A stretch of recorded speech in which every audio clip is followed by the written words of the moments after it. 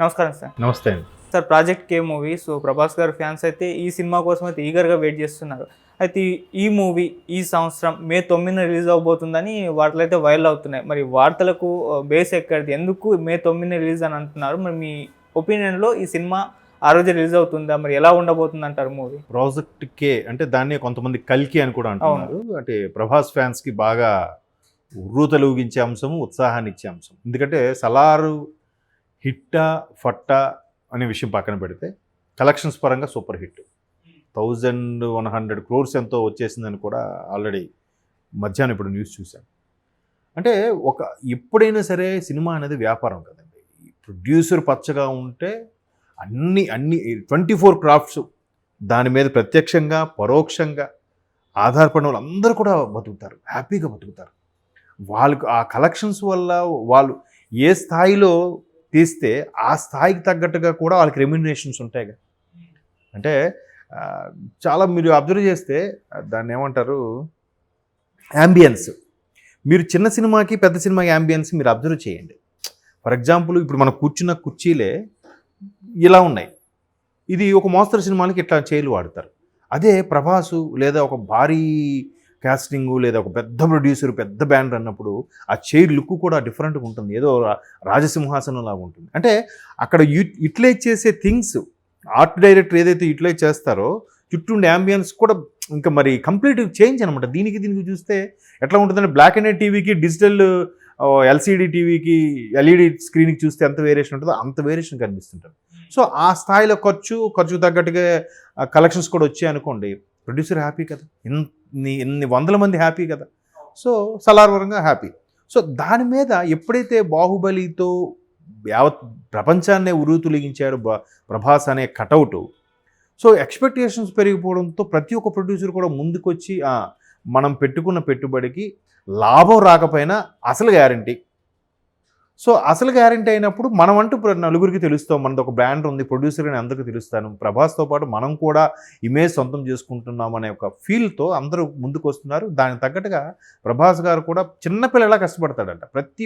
అంటే చిన్నవాడు పెద్దవాడు అనే భేదాలు లేకుండా, అంటే వీడు టెక్నీషియను, వీడు పెద్ద టెక్నీషియను, వీడు లైట్ బాయ్, అలాంటి భేదాలు కూడా ఉండవంట. చాలా జెన్యున్గా ఉంటాడు పర్సన్.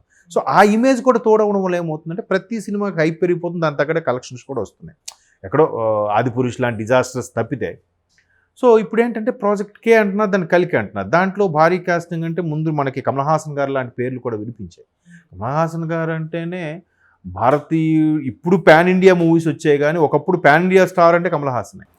ప్రతి భాషలో కూడా తెలిసిన ఏకైక నటుడు ఎవరున్నారంటే కమల్ హాసన్ అనే ఉంది కదా. ఏ భాషలోనే ఆయన తీయని భాష లేదు నాకు తెలిసి ఇండియాలో ఉండే భాషల్లో, అంత ఫెమిలియర్. అటువంటి కమల్ హాసన్ గారు ఇప్పుడు ప్రభాస్ గారితో చేయడం ఒప్పుకున్నారంటే ప్రభాస్ ఇమేజ్ మీరు ఊహించుకోవచ్చు. దానికి తోడు వైజయంతి మూవీస్, అశ్విని దత్ గారు బ్యానర్, డైరెక్టర్ ఎవరు, నాగ్ అశ్విన్ గారు, స్వయాన అల్లుడు. సో సొంత బ్యానర్, ఒక విధంగా సొంత బ్యానర్లో సొంత డైరెక్టర్ సినిమా అంటేనే ఏది ఎక్కడ ఖర్చు పెట్టాలి, ఎక్కడ పెట్టచ్చు, ఎక్కడ పెట్టకూడదని కూడా ఒక ప్రాపర్ బడ్జెట్ వేసుకుని వెళ్తారు కదా. సో నాగ్ అశ్విన్ కూడా అరే ఇటువంటి వాటికి ఇవ్వచ్చా అనుకునే ప్రొడ్యూసర్ అశ్విన్ దత్ గారు కూడా ఆయన గత సినిమాలను బట్టి చూస్తే నాగ్ అశ్విన్లో సత్తా ఉంది, ఆ టాలెంట్ ఉంది. ఇప్పుడు మహానటి నాగ్ అశ్విన్ గారు, మహానటి సినిమాలో చాలామంది విమర్శించేది ఏంటంటే సావిత్రి గారి మీద అంత ఇమేజ్ అంత ఇంప్రెషన్ ఉన్న మహానటికి ఆవిడ దీనికి అలవాటు పడ్డారు అని నువ్వు ఎలా చూపించావయ్యా అంత ధైర్యంగా అన్నట్టు కూడా విమర్శించారు. బట్ అక్కడ ఉన్నట్టుగా చూపించగలిగే దమ్ము కూడా, అంటే ఎలాగ చూపిస్తే ప్రేక్షకులు యాక్సెప్ట్ చేస్తారు, ఆ బిగ్ స్క్రీన్ మీద చూసినప్పుడు అబ్బా నిజమేరా అని ఇప్పుడు ఇన్వాల్వ్ అయ్యి రియలైజ్ అవుతారో అలా చూపించగల సత్తా ఉండడం డైరెక్టర్కి ఉండాలి. అది నాగ్ అశ్విన్లో ఉందని నమ్మారు కాబట్టే ఇప్పుడు 'ప్రాజెక్ట్ కే' కూడా భారీగా పెట్టబోతున్నారు. అది మీరు అన్నట్టు ఏ స్థాయికి వెళ్తుందో చెప్పలేం, కానీ ఆల్రెడీ 1000 crores ప్లస్సే ఉండొచ్చు అని కూడా టాక్ ఉంది. చెప్పలేం. ఇప్పుడు వచ్చేవన్నీ ఆ భారీ బడ్జెట్. అంటే ఇప్పుడు ఎలా ఉంటుందంటే సామాన్యంగా ఒక కుటుంబ నేపథ్యం ఉన్న మధ్యతరగతి కానీ, చిన్న తరగతి కానీ, పెద్దవారు కానీ, ఒక కుటుంబ నేపథ్యం ఒక ఖర్చుకు అలవాటు పడిన తర్వాత ఆ కుటుంబం మనుగడ సాగించాలంటే, ఎదగాలంటే ఆ ఖర్చు కూడా పెరుగుతూ ఉంటుంది. వాళ్ళు ఎదుగుతారు, వాళ్ళ సంపాదన ఎదుగుతుంది, కుటుంబ ఖర్చు కూడా పెరుగుతూ ఉంటుంది కదా. అలాగే సినిమాలు కూడా ఒకప్పుడు సినిమాకి పారితోషికం ఎంత, 100 రూపాయలు, 150 రూపాయలు ఉద్యోగంలాగా ఇచ్చేవారంట. ఆ రోజుల్లో 1000 రూపాయలు ఇస్తే చాలా గొప్ప అంట. బట్ ఇప్పుడు 1000 రూపాయలు ఒక light man per day call షీట్కి ఇస్తున్నారు. అది కూడా చీకటి పడితే డబల్ ఇస్తున్నారు. ఇన్ని జరుగుతున్నాయి కదా. సో ఆ 1000 రూపాయల నుంచి ఇప్పుడు ఎక్కడికి వెళ్ళింది రెమ్యునేషను? కోట్లలోకి వెళ్ళిపోయింది. మన సలార్కి ప్రభాస్ గారికి 100 కోట్ల రెమ్యునరేషన్, ఇండియాలోనే హైయెస్ట్ పెయిడ్ రెమ్యునరేషన్ అన్నట్టుగా అన్నారు. ఆ తర్వాత జైలర్ లాంటి రజనీకాంత్ గారు మూవీస్ వస్తే ఏషియన్లోనే హైయెస్ట్ పెయిడ్ జాకీ చాన్ తర్వాత రజనీకాంత్ గారే అన్నారు. చెప్పలేము, అంటే రోజు రోజుకి ఆ ఖర్చులు రెమ్యునరేషన్ అన్నీ పెరిగిపోతున్నాయి కదా. సో అట్లాంటి సందర్భంలో ప్రభాస్ గారు ప్రాజెక్ట్ కేకి డెడికేట్గా ఉండడం, దానికి కూడా ఇప్పుడు మెయిన్ సీన్స్ ఏదైతే ఉందో దాంట్లో మీసాలు గడ్డాలు పెంచే సీన్ ఉన్నాయంట. దాంతో అంటే మెయిన్ కథకి అది కీ పార్ట్, ఆ షెడ్యూల్, ఆ ఎపిసోడ్ ఏదైతే ఉందో. సో దానికోసం ఇప్పుడు ఆయన మీసాల గడ్డాలు పెంచారు కాబట్టి మీకు వార్తలో కూడా ఎక్కడ కనబడట్లేదు. ఎందుకు?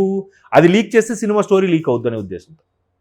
ఆ మీసాల గడ్డాలతో ఉండడం వల్ల హనుమాను ప్రశాంత్ వర్మ ప్రభాస్ గారికి బాగా తెలిసిన వ్యక్తి, సన్నిహితుడు సంథింగ్. ఆయన హనుమాన్కి పబ్లిసిటీ కోసం కానీ రమ్మని అంటే ఇట్లా ఆ గెటప్తో ఉండడం వల్ల హనుమాన్కి పబ్లిసిటీ చేయడానికి లేదంటే ప్రభాస్ గారు వచ్చేవారట సినిమాకి. సో అంటే ఎంత శ్రద్ధ తీసుకుంటున్నారో చూడండి పాత్ర మీద కానీ సినిమాకి సంబంధించి. ఇకపోతే మే 9కే అయిపోతుందా ఎంత భారీ ప్రాజెక్ట్ అంటే, ఎందుకంటే దీంట్లో గ్రాఫిక్స్ మీద కూడా చాలా ఖర్చు పెడుతున్నారంట. అంటే అశ్విని దత్ గారు ఒకానొక ఇంటర్వ్యూలో కూడా చెప్పారు, నేను ఇంత గ్యాప్ ఇచ్చింది ఈసారి ప్రాజెక్ట్ కే అని అనుకుంటున్నాం, దాన్ని అది సంథింగ్ అలీతో సరదాగా ఇంటర్వ్యూలో కూడా ఆయన చెప్పారు, అది చేయాలనుకుంటున్నాం. ఇది ఎప్పుడు 2 years ఎప్పుడు బ్యాక్, అప్పటి నుంచే ప్రణాళికలు వేసుకొని ఎలా ఉండాలి ఏంటి దాని మీద pre production work, ground work అన్నీ చేసుకుని రెడీ అవుతున్నారు. కాబట్టి మే 9 ఎందుకు వార్త వస్తుందంటే, మే 9 అనేది అశ్విని దత్ గారికి సినిమాలోనే బిగ్గెస్ట్ మలుపు. అది మహానటి అని అన్న కానీ మహానటి కన్నా ముందు అంటే జగదేగుడి అదిలోకి సుందరి. నేను మొన్న కూడా ఒక చిన్న డిస్కషన్లో చెప్పాను, పూర్తిగా తుఫాన్లో మునిగిపోయింది, తుఫాన్లు బీభత్సంగా ఉన్నాయి. ఎస్పెషల్లీ గోదావరి జిల్లాలో, అంటే థియేటర్స్ ఎక్కువ ఉండేది గోదావరి జిల్లాలో ఉమ్మడి ఆంధ్రప్రదేశ్ ప్రకారం చూస్తే. సో ఎందుకంటే మీరు ఏ ఊరు తీసుకోండి, తణుకు, తాడేపల్లిగూడెం, నడదవోలు, భీమవరం, ఏ ఊరు తీసుకున్నా మీకు 10-12 థియేటర్లు ఉండేవి, మినిమం 8-9 థియేటర్లు కదా. సో అలాంటి జంగారెడ్డిగూడెము ఒకటి కాదు, ఏలూరు, చాలా ఊర్లు ఎక్కువ థియేటర్స్ ఉభయ గోదావరి జిల్లాలో.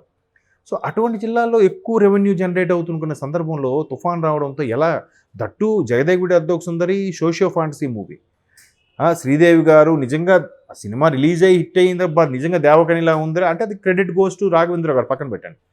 చిరంజీవి గారు పక్కా మాస్ ఓరియంటెడ్, అటువంటి mass oriented socio fantasy movie, పైగా పూర్తి మాస్ క్యారెక్టర్ కాదు. దట్టు అప్పుడులో మాట్లాడుకునేది చాలామంది ఫ్యాన్స్ ఏంటంటే, చిరంజీవి గారు అంటే ఒక రకమైన బ్రేక్ డ్యాన్స్కి, డిస్కో డ్యాన్స్కి పెట్టింది పేరు అప్పట్లో. అటువంటి ఆయన ఒక్కసారిగా స్లో స్టెప్స్లోకి దిగిపోయాడు. ఇప్పుడు అబ్బని తీని దెబ్బ అనే సాంగ్ ఎంత ఊపిందో ఇప్పటికీ సినిమాల్లో కానీ, లేదా తాగుబోతులు సన్నివేశాలు పెడితే, డ్రింకింగ్ సన్నివేశాలు పెడితే ఆ పాటని కామెడీగా పాడుకోవడం ఒక ఆనవాయితీగా అయిపోయినంత బ్లాక్ బాస్టర్ అయిపోయింది ఆ సాంగ్ కదా. సో ఆ పాటలో కానీ, మీరు ప్రియతమైన పాటలో కానీ మీరు చిరంజీవి గారిని చూస్తే చాలా స్లో మోషన్ స్టెప్స్ లాగా ఉంటాయండి. రాజచంద్రం గారు కంపోజ్ చేశారు, అంటే ఒక్కసారికి ట్రెండ్ సెట్ చేశారు. అంతవరకు చిరంజీవి గారు అంటే యుర్రేక సాంగ్, అంత స్పీడ్గా ఉన్న సాంగ్ని స్లో స్టెప్స్తో స్లోగా చేయడం చూడడంతో ఒక్కసారిగా అవన్నీ చూసేసరికి జనాల్లోకి ఎక్కుతుందా, ఎక్కదా, వెళ్తుందా, వెళ్ళదా అనే అంశం మీద ఒక్కసారిగా డౌట్ పడ్డారు. బట్ ఒక్కసారిగా అది ఊపేసింది. తుఫాన్ని, వరదల్ని కూడా లెక్క చేయకుండా బ్లాక్ బస్టర్ అయింది. అది ఎప్పుడు మే 9 రిలీజ్ అయిందని టాక్. సో ఇది కూడా అప్పుడే చేస్తే సెంటిమెంట్గా బాగా అవుతుంది, బాగుంటుంది.